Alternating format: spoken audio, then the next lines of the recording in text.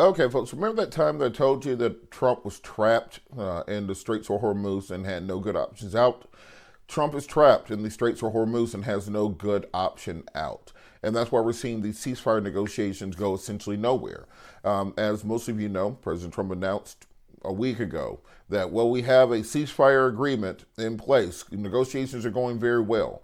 Then he said, well, Iran has 48 hours to agree to our ceasefire, or it will be the end of their civilization.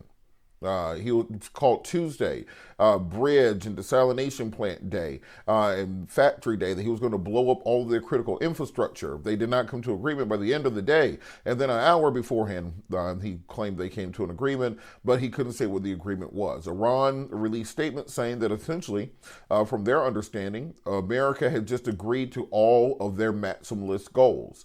That being that they get to keep their nuclear program. There's no caps on enrichment. They maintain control of the Straits of Hormuz. They can keep their ballistic missile program. Be an end of all sanctions against the Iranian regime. Essentially, everything that President Trump criticized the Obama nuclear deal for, they got all of that times 10. Because in order for Trump to get this quote-unquote ceasefire with Iran, the U.S. agreed, as far as the Iranians believe that they capitulated to every single one of their demands. Well, at the same time, the Israelis claimed that they were not really part of this agreement, and they also said that their war with Lebanon, as you know, Israel was also at war with Lebanon right now. They've been bombing Hezbollah the last week or so, killing thousands of people while you've been looking at Iran. Their war with Lebanon has nothing to do with the war in Iran, and therefore they continue killing the Lebanese while these negotiations were going on. So where we are now. Well, Iran is still in control of the Straits of Hormuz. Earlier this week, there were as many as a dozen ships that went through. That's trickled all the way down to about 4. So that bounce we saw in the oil markets has reversed itself as people realize that the ceasefire that was announced did not exist at all. Israel continues to be at war with Lebanon, with Hezbollah. They have agreed to direct talks in New York in the coming weeks in order to try to bring a cessation to that war. The U.S. and Iran are meeting in Islamabad, Pakistan, in order to try to come to a longer, full agreement this weekend. The Iranians, of course, do not want to negotiate with Steve Witkoff and Jared Kushner, because the last time they negotiated with Steve Witkoff and Jared Kushner, they lied to them. The Kushner and Witkoff essentially lied to the Iranians, and as they say, stabbed them in the back, leading to the current war that we are in right now. And I should mention, the delegation that America is sending to Pakistan to try to prevent World War III from kicking off and an economic recession that could destroy the global economy is Donald Trump's son-in-law, who has already made a $2.2 billion deal with the Saudis, who have been at a cold war with the Iranians for the last decade, and also has billions of dollars in real estate dealing with the Israelis, who are another party to the war. Steve Witkoff, who was a real estate attorney in Florida, this time 2 years ago. And then J.D. Vance, the vice president, who, of course, wrote Hillbilly Elegy. Those are the people who are in charge of stopping World War III from kicking off. So Godspeed to them. It also should be mentioned, New York Times had reporting that came out this week talking about what led us into this war in the first place. And it's just as hilarious as you thought it was. Benjamin Netanyahu essentially came in with a PowerPoint presentation, and President Trump thought it was cool. And that's about all the thinking that went into it. The CIA analysts who were in the room said that it was essentially fiction, that it was never going to happen. This idea that we were just going to bomb and have a decapitation strike against Iranian leadership, destroy the military targets, degrade their uranium enrichment, and then there would be a massive civilian uprising against the regime, and then we'd have regime change ostensibly within 2 to 3 weeks. Because as was reported in January during the protest, the Iranian regime was teetering and at the weakest point it's been in the last 50 years, and it just needed a little push to topple over. Marco Rubio said that was bullshit. J.D. Vance said it was a terrible idea, but boss, if you'll agree to it, if you want to do it, I'll support you. Every person in the White House orbit told the president this was a stupid idea and that Israel was lying to them. The reason they knew Israel was lying to them because Israel took this same PowerPoint presentation to Joe Biden, and Blinken and Lloyd Austin were able to sniff out that it was bullshit, as Marco Rubio said. So now we're in this situation where Israel is holding the cards in this negotiation. Even if we could come to a negotiated settlement with Iran between the U.S. And the Iranians, the problem is Israel is not going to stop or relent in their war against Lebanon and their idea of doing the exact same thing to Hezbollah that they did to Hamas in Gaza. This is part of Netanyahu's plan. So the same way that we could not stop the Israeli offensive in Gaza, whether it was President Biden telling Israel not to go into Rafah, whether it was them delaying weapons shipments, or whether it was the end of the Israeli-Gaza war, where they simply took all of their land and continued airstrikes even after the ceasefire was agreed to. We're going to see a similar thing happen in the southern part of Lebanon, with Israel annexing as much as 15 miles of Lebanese territory to create what they call a buffer zone, which will really be areas for them to resettle and expand their territorial possessions into the south of Lebanon. So Israel it doesn't have the same geopolitical issues that America has.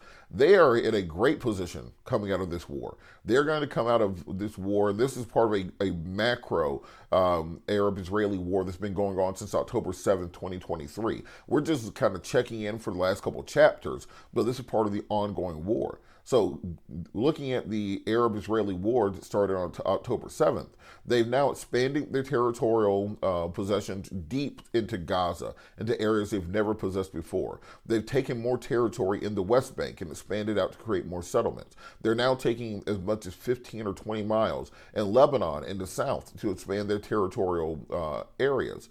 In addition to that, they've severely degraded the abilities of the Houthis, for example, to pose a threat to them, for Hamas to pose a threat to them, for Hezbollah to pose a threat to them, particularly after the kidnappings and rocket attacks of October 7th.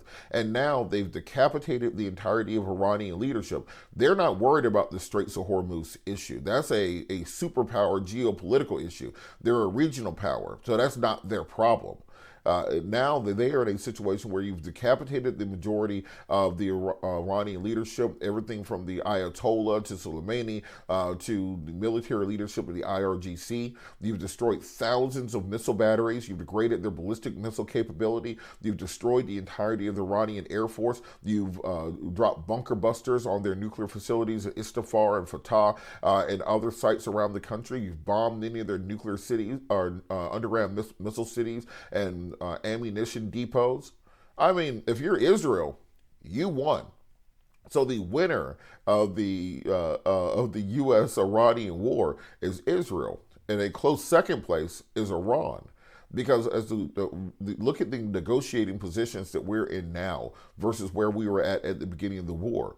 The Straits of Hormuz were open at the beginning of the war, and now Iran has turned that into a canal, turned into a toll booth for ships. If you look at the ability to project power regionally, Iran essentially has taken America's best shot and survived. And that changes the calculus of Iran going forward. Because once you realize that the individuals are not the regime, the government itself, the system is the regime, then that every single other person is just plug and play. You kill the Ayatollah, we make a new Ayatollah. You kill the generals, you make a new general. And the people who were alive in 2015 who negotiated the Iran nuclear deal with President Obama, those were the moderates. Those were the people who were actually willing to talk and say that maybe we can come to an agreement. Those people are all dead now. Israel killed them all, one by one, over the course of 3 years. Every single one of those negotiators, in large part, is dead. So the people who replaced them are people who saw them get assassinated, who saw Tomahawk missiles fly through their bedrooms, who saw you drop 30 bombs on the Ayatollah, the new Ayatollah, who's currently, some say, in a coma and perhaps missing a leg. If he wakes up and realizes that his father has been killed, his wife has been killed, his mother has been killed, 2 of his sons have been killed, do you think they're going to be negotiating in good faith? Do you think they're going to believe anything that America or Israel says? So they're in a far stronger position maintaining control of the Straits of Hormuz and using that as a way to, one, make America capitulate to sanctions relief that they've never been able to get, and then two, now they can flex muscle within the region when it comes to Qatar, UAE, Oman, Oman, Saudi Arabia, Iraq, Kuwait, etc. Now they can say to those nations, look, we are the big boys in the region. They're going to use this money from the Straits of Hormuz to buy not F4s and F14s, but now they're going to be buying brand new J20s from China, new Sukhois from Russia, the S300, S400 batteries. They're going to double down and reinvest on their ballistic missile system because there's no reason for them right now to step back from what was agreed to in that ceasefire. Because what Iran knows for a fact is the countries that can fight back survive. Gaddafi couldn't fight back. They drug him out of a hole and killed him. Saddam Hussein, once they degraded his military after 2 wars in the Middle East, then they went ahead and summarily executed him because he couldn't fight back anymore. Assad, once he couldn't fight back anymore, once he was degraded, he had to flee the country for Russia. But Vladimir Putin, on the other hand, has been a pariah on the world stage for the better part of 30 years. He has nuclear weapons. He's fine. Kim Jong-un has nuclear weapons. He's fine.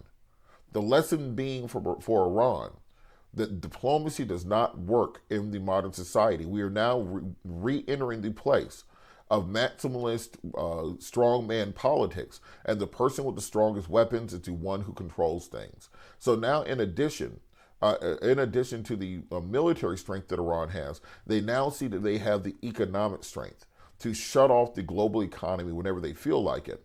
And if you combine that with the Houthis and the southern tip of Yemen, what we saw before Operation Rough Rider last year was they have the ability to shut off transit from the Suez Canal through the Bab el-Mandab Strait into the Indian Ocean.